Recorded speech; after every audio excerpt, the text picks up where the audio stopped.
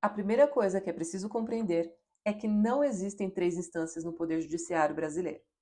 Formalmente falando, nós temos apenas duas instâncias. E depois, os tribunais especificamente recursais, que são o STJ e o STF. Funciona assim, ó. Quando uma ação civil ou criminal é iniciada, ela é julgada e decidida por um juiz estadual ou federal. Essa é a primeira instância. Quando uma das partes do processo não concorda com essa decisão desse juiz, ela pode recorrer aos tribunais, que são os Tribunais de Justiça e os TRFs, Tribunais Regionais Federais, que são a segunda instância. Nessas duas etapas, juiz e tribunais de justiça ou TRFs, ocorre a análise e a discussão de provas e fatos daquele processo. O juiz, na primeira instância, verifica e colhe relatos das testemunhas, das pessoas envolvidas nos fatos, ouve os réus, analisa documentos, vídeos, imagens e tudo que tiver sido juntado no processo. Se depois do juiz julgar uma das partes não concordar com a decisão dele, ela pode recorrer ao tribunal, que é o Tribunal de Justiça ou o TRF, onde, de novo, podem ser analisadas as provas que já foram vistas pelo juiz antes. Nesses tribunais, chamamos os juízes de desembargadores, que vão, de novo, avaliar os depoimentos, o relato dos fatos, a história que foi contada, junto com os documentos que também estão lá. Aí, juntos, alguns desembargadores, e não apenas um, tomam uma decisão, que pode ser igual à decisão do juiz da primeira instância ou diferente dela. No caso que gerou a prisão do Lula, o do triplex, primeiro o Ministério Público fez uma denúncia à 13ª Vara Federal de Curitiba, onde o juiz era Sérgio Moro. Lá, como a gente já sabe, houve um grande esquema de combinação entre ele e alguns procuradores, especialmente o Deltan Dallagnol, que provocou a prisão de Lula. A Vaza Jato mostrou para a gente que eles combinaram ouvir testemunhas, discutiram as provas que entrariam no processo, estavam trabalhando juntos para chegar a um objetivo final já premeditado, que era o quê? Prender Lula. Ou seja, eles não estavam analisando as provas e os depoimentos de testemunhas. Eles estavam procurando as pessoas e os documentos certos que pudessem ajudá-los a condenar Lula, que é o que eles já almejavam desde o início. Depois de terem esmiuçado toda a vida do Lula, nem assim eles conseguiram uma só prova que fosse inquestionável de que Lula tinha sim obtido aquele triplex como um pagamento em troca de um benefício indevido que ele tivesse dado a alguém.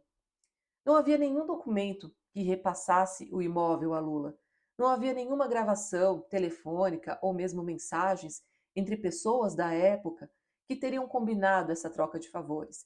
Não havia nenhum pedido feito por alguém ao Lula e nenhuma resposta de Lula concedendo esse pedido. No máximo, eles conseguiram a palavra de um delator, o Léo Pinheiro, da empreiteira OAS, que em 2021 voltou atrás dizendo que não pagou propina ao Lula.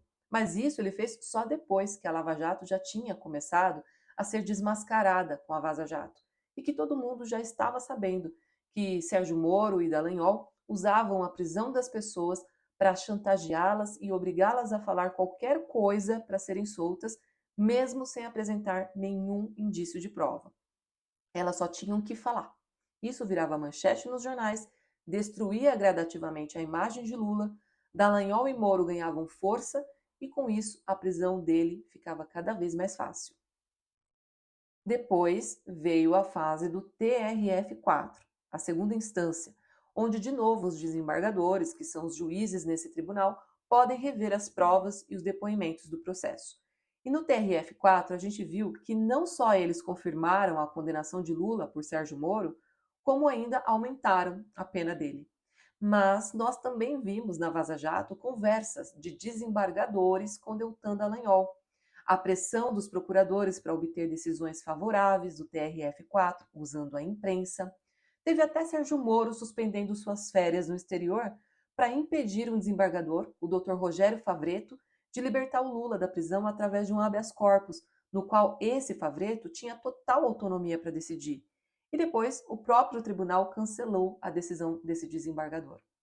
Ou seja, dizer que nessas duas etapas ou instâncias, juiz e desembargadores do TRF4, Lula recebeu um tratamento imparcial, seria uma impropriedade jurídica. E não é nem questão de gostar do Lula, é só de reconhecer a realidade mesmo. Depois, então, veio a fase dos tribunais superiores, o STJ e o STF. Nesses tribunais, os processos que chegam até eles não podem ser analisados em relação aos depoimentos e provas. Todo advogado sabe que, quando recorre a esses tribunais, os pedidos deles nunca podem ser feitos com base nas provas. Mesmo que haja uma prova falsa ou um depoimento que não foi comprovado por provas, a questão nessa fase não é mais essa. No STJ e no STF, só podem ser avaliadas as leis e a Constituição. Ou seja, quando num processo o advogado recorre ao STJ, ele quer que esse tribunal verifique se uma lei foi aplicada ou interpretada corretamente. E o mesmo acontece no STF, só que aí a verificação é em relação à Constituição Federal. Então, quando os advogados de Lula recorreram ao STJ, eles não estavam dizendo para o tribunal rever as provas do processo, porque eles não podiam mais fazer isso. Dentre os pedidos que fizeram, um deles foi, por exemplo, que o STJ revisse as penas que tinham sido impostas a Lula, as penas que estão na lei, no Código Penal. Nesse pedido, o STJ até reduziu a pena do Lula, fazendo um novo cálculo, mas não mexeu na condenação dele, justamente porque naquele tribunal o que se podia avaliar era a aplicação da lei e não a análise de provas. Portanto, o STJ nunca analisou as provas do processo do Lula, nunca leu os depoimentos, nunca fez um estudo no qual pudesse confrontar uma coisa com a outra para verificar se fazia sentido a sua condenação. O que os ministros do STJ fizeram foi apenas verificar se, depois de condenado, a lei aplicada ao Lula estava correta. Daí, fizeram um reparo aqui, outro ali, mas foi só isso.